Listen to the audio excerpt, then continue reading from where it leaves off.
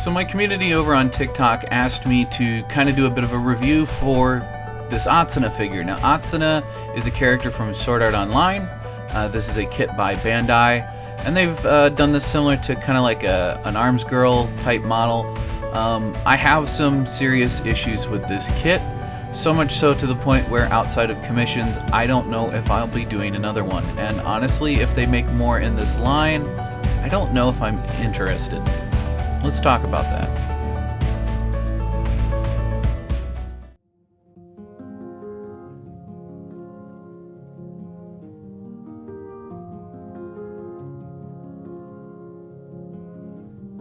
First and foremost, let's go ahead and get the elephant out of the room. I have no idea if I am saying Asuna correctly, or if it's Asuna or Asuna.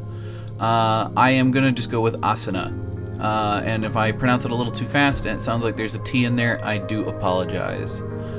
First and foremost, there are a lot of waterslide decals. As you can see that blue sheet in the upper middle of the screen, there are a lot of little fiddly ones.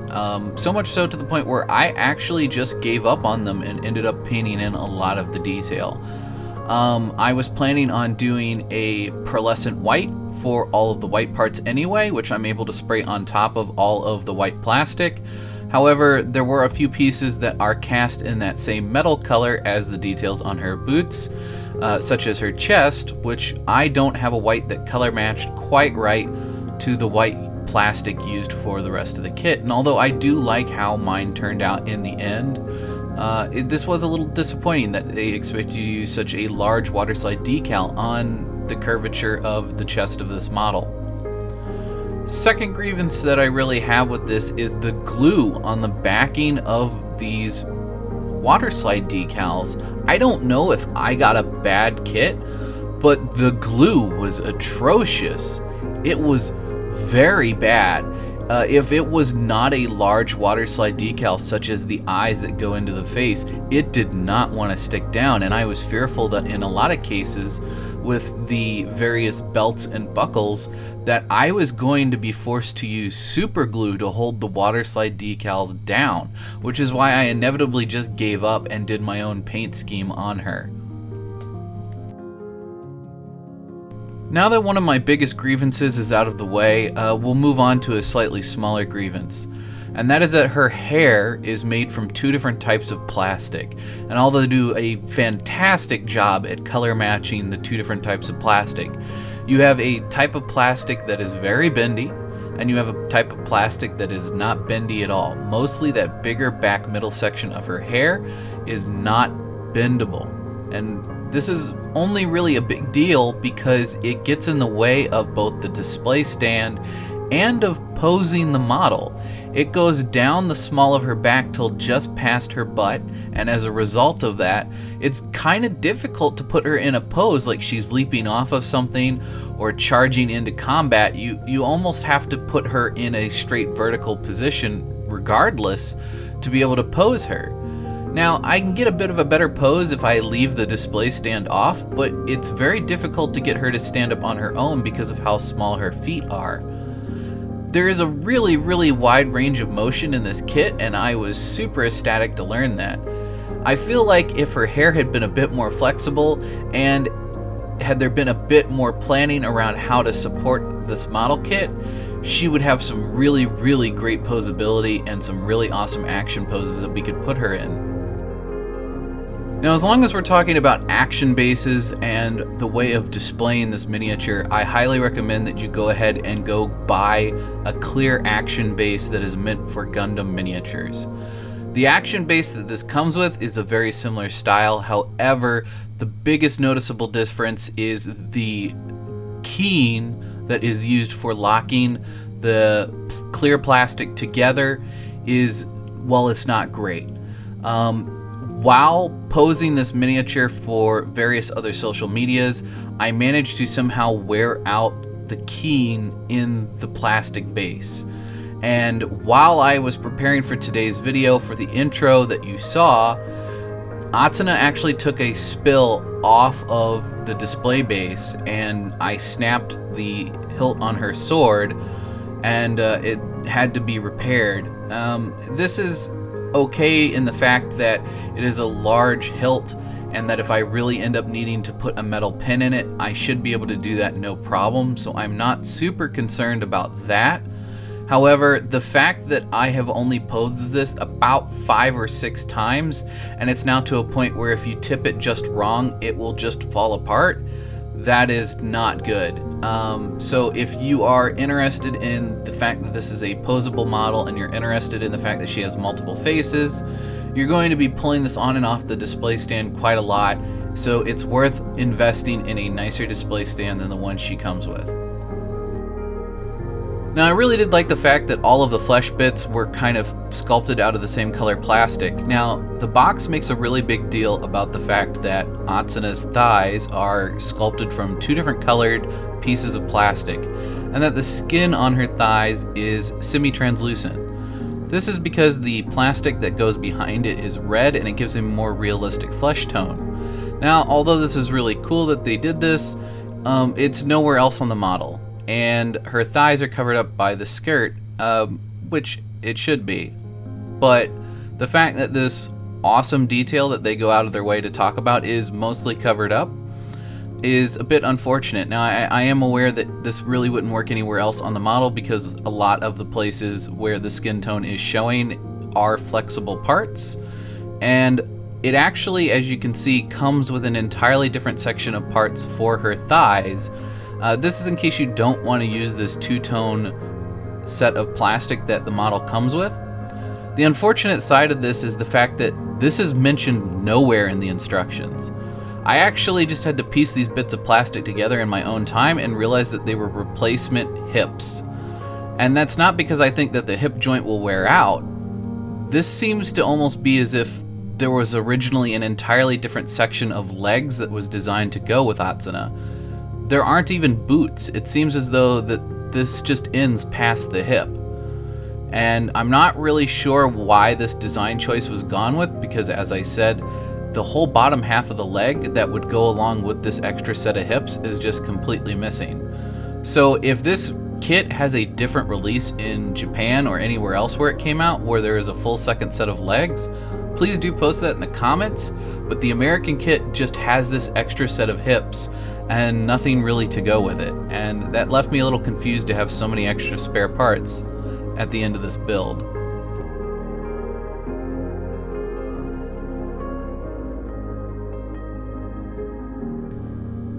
Well, although overall I wasn't the biggest fan of this kit, at the end of the day it was fun to put together and it was a fun experience to share. I know I had a few people in a live stream while I was recording this, hence why you can see my phone in shot. I am live streaming that on TikTok.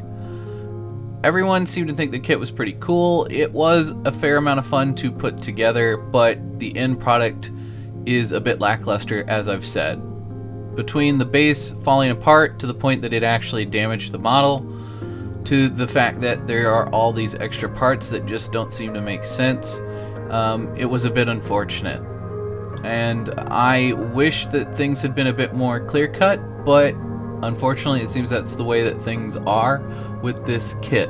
There are other people online that seem to have a mixed review similar to myself, where they like certain parts of it, they don't like other parts of it, they had fun putting it together, but the end result is not as satisfying as some of BanDai's other kits.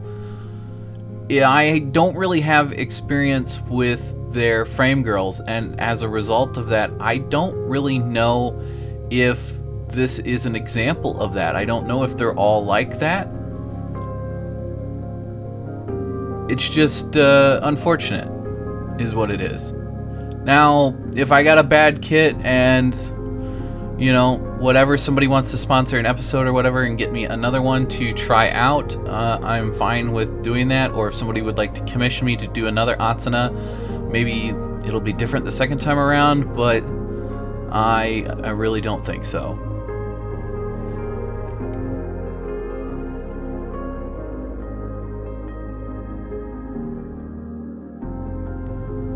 All in all, if I had to rate this kit on a scale of 1 to 10, I would probably give this a 7. And this is mostly because of how much fun it was to put together, but I do not think it will be fun to maintain. Like I said, it's already broken once. It seems to be a fairly delicate kit, and I've had several parts pop back off that I know if I glue on will stop some of the range of motion. I feel like this kit could have used a little bit more work in the think tank, so to speak, or whatever brain trust is in charge of putting all of these together. I really wish I could have rated this a lot higher. Typically, most Gundam kits that I've put together from them so far, I would rate at a 9 out of 10 or a 10 out of 10. They usually just hit these things out of the park, and I'm not really sure what happened here, and it's unfortunate. Hopefully you guys have enjoyed, at the very least, this high speed and the little tutorial that is about to take place about the base that I built to go along with this, but I will leave you for now.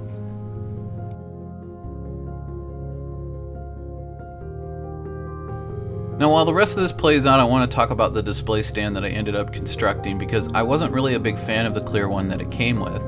So using the clear one as a guide, I cut out a hexagon so I can ensure that my base was big enough to accommodate the base that it came with, as well as the model if I should decide to abandon the base it came with. The bottom is made out of a piece of poster board, which I ended up cutting grooves in at about 1 1/4 inch increments. Those grooves end up replicating a brick-like texture, which I then replicate on the pink foam, as you can see, stacked on top. There is about 1/4 inch depth between the two segments of stonework, and I basically just kind of cut away at a 45-degree angle along all of the lines that I drew until I was able to get the brick-like texture that you see.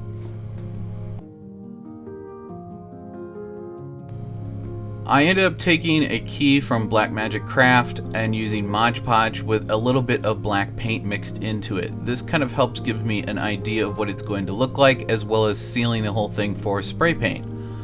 I then realized I needed to add a bit of texture, so I went outside and grabbed a couple of lava rocks out of the garden up front. As you can see here, this is what the texture looks like after you roll it around on there for a bit, giving us a much more realistic stone texture. I then used a bit of sterling mud in some of the gaps that were a bit too big and kind of dirtied everything up to make things look a bit more realistic. Using some cheap craft paint, specifically a khaki color, I'm able to dab and dry brush on a bit of texture, as well as just change up the color of that brickwork a little bit. I then used 2 different brands of slate gray, one slightly darker than the other, and did the exact same thing, both to help build up more texture and to kind of change up the color a little bit. Then I kind of did the same thing again, but I got a little bit more aggressive around all the edges of the bricks with this white paint. Now, although I am using a gloss paint, it will dry just matte if you do it in real thin coats like I did. At the end of the day, guys, there's not really a whole lot left that I can say about this piece and this kit. I do like how I was able to get mine to turn out, but I am not looking forward to how spindly and how delicate this kit will be to move around and pose in the future. I think I'm just gonna leave her the way you see here. As always, if you like this video, please leave a like, and if you have any questions either about this video or ideas for other videos, please leave them in the comments below. In the meantime, please feel free to check out plenty of other videos, as well as share them around. It's a really great way to help this channel grow, and it doesn't cost you anything to do so. But enough about all of that. Thank you guys so much for all the love and support that you've shown both myself, this channel, my social media, and this community. All of you have been wonderful and awesome, and I look forward to seeing many more of you in the future. As always, I hope your display case is always full, and I hope your pile of shame never runs empty. Thanks for joining us today, guys.